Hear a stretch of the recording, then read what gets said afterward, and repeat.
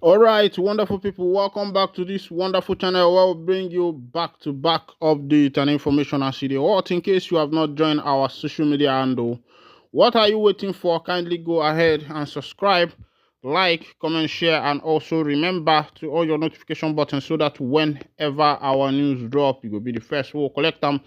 Let's go down to the news proper as it is hot. You don't share for the matters where we say it dey for my table today, and for Enugu State, this one they happen as it dey be.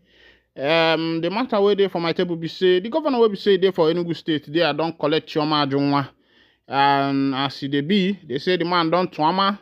And as we dey ask about the police people, they say na katakata wozo. The matter where we say they for table we say they say some unknown gunmen don't clash with NIG police there and NIG army. And upon that clash, they say they buy about 2 policemen and army, soldier, and civil defense will be say they deal with them. And upon retaliation, Nigeria soldier and the police or army or civil defense and the rest of them don't go for that community. They say they don't raise down the buildings and structures where we say e dey for that particular community. And if you want to put that one for English, that one na Asun. And before I continue, I'll ask, why is it always the same thing? The same thing happened in Okwama. It was about taking place in Anambra State, which the SP in Anambra State waded off and said that such claim such thing did not happen in Anambra State. And now here we are in Enugu State, facing the same situation. Meanwhile, let's go down to the full detail of the information so that you can see what is actually happening. The combined security operatives led by the Nigerian police force have burnt down Iga community in Uzuwan local government area of Enugu State, killing some villagers. The attack in the community, it was gathered, followed report of the killing of 2 policemen and 3 members of Enugu State Neighborhood Watch group by rampaging hoodlums. It had been confirmed that the security operatives killed 1 villager in what appears to be a reprisal attack on the community.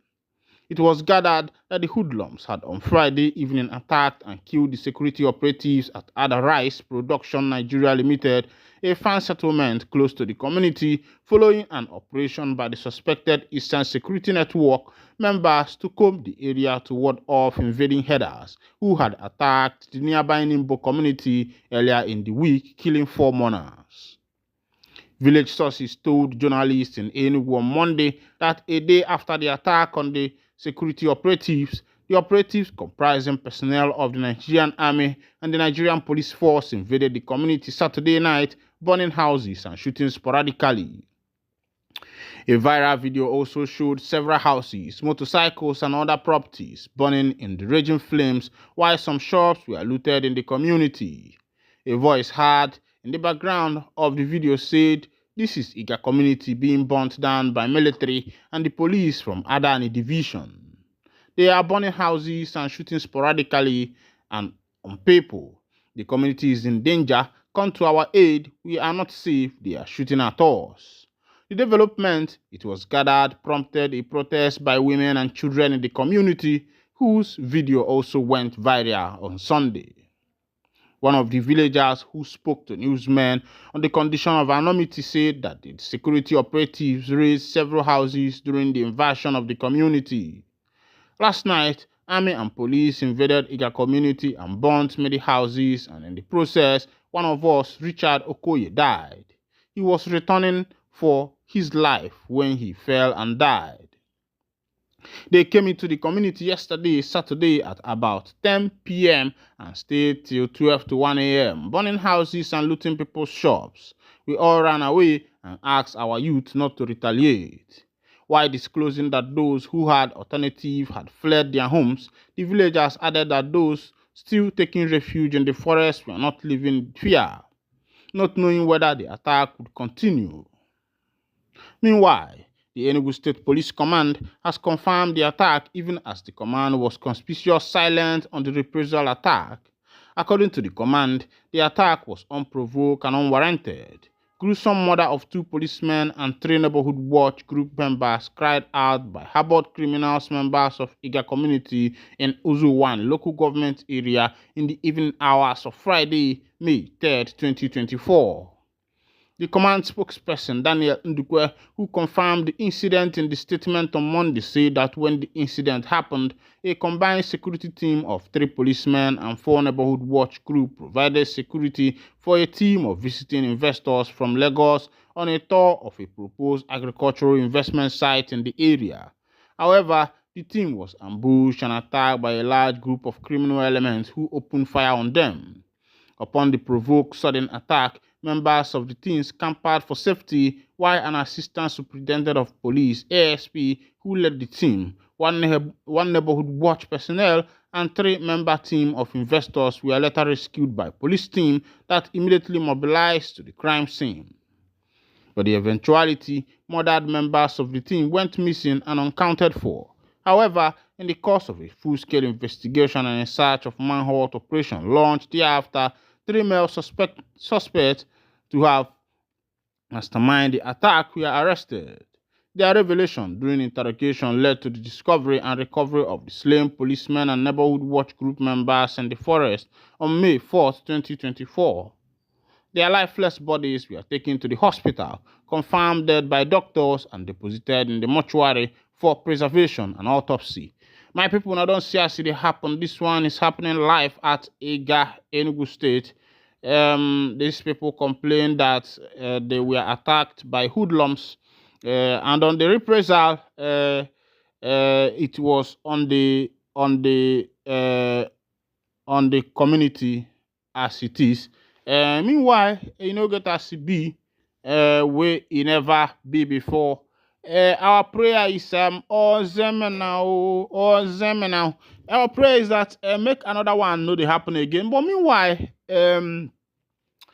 this issue that have repeated itself again, and again, whereby the force personnel receives attack and they repress this attack on innocent community.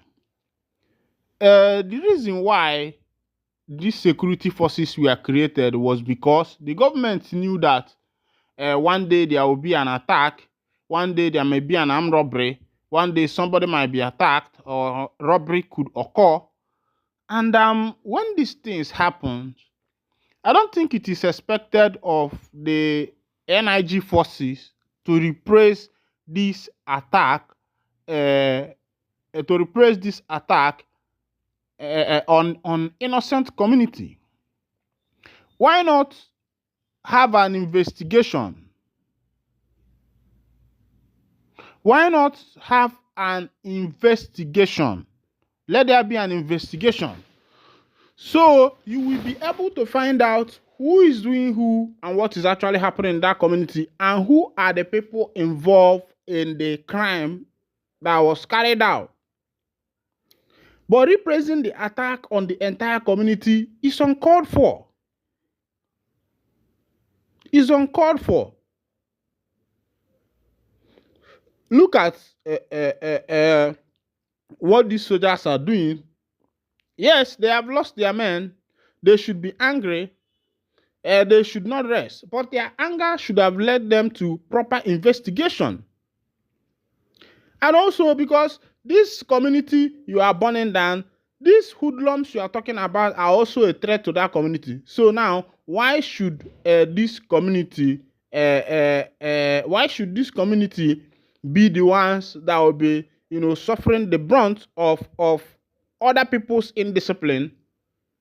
Meanwhile, you don't even know whether these people are coming from that community, whether they are outside people.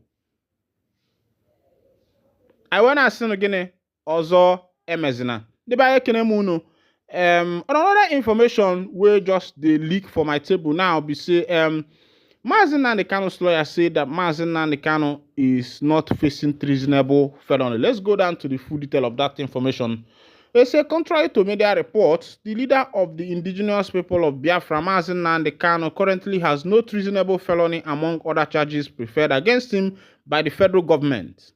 Kano's lead counsel, Barrister Aloy Ejimakor, gave the clarification in the release he made available to the Whistler on Friday. Ejimakor, however, clarified that the federal government from 2015 to late 2021 preferred 2 treasonable felony charges against Kano. According to him, however, even as he was rendition for the treasonable felony offenses, both charges were dropped by the federal government after Kano's rendition from Kenya. Another charge that was dropped was the misdemeanor having to do with defamation of former President Buhari. Thus, from 2015 to 2021, Kano was arrested, detained, charged, prosecuted, nearly killed in Python dance, exiled, disappeared, and inflammatory rendition for charges that were all later dropped or withdrawn. Ejimakor said Kano currently faces charges wholly related to broadcasts alleged to have been made in furtherance of terrorism, adding that this does not mean the same thing as Kano personally committing any physical terrorist act, as aspect of the media often mistakenly suggest. According to him, this is not semantics, as the mere uttering of words or making a broadcast is at law markedly different from committing an overt physical act. Suffice it to say that this is one of the obscuration that will as yet create profound complications as Kano hankers down to defend himself against charges that carry death penalty. He stated further that declaration of IPOB as a terrorist group by the Buhari administration in 2017 was not driven by any evident act of terrorism, but by a discriminatory tendency which was later declared unconstitutional in a landmark judgment by the High Court of Enugu State in October 2023. Ejimakor continued, it was therefore expected that the present government, being more committed to rule of law as it were, would have pursuant to this judgment taken administrative measures to formally deproscribe IPOB on its own volition.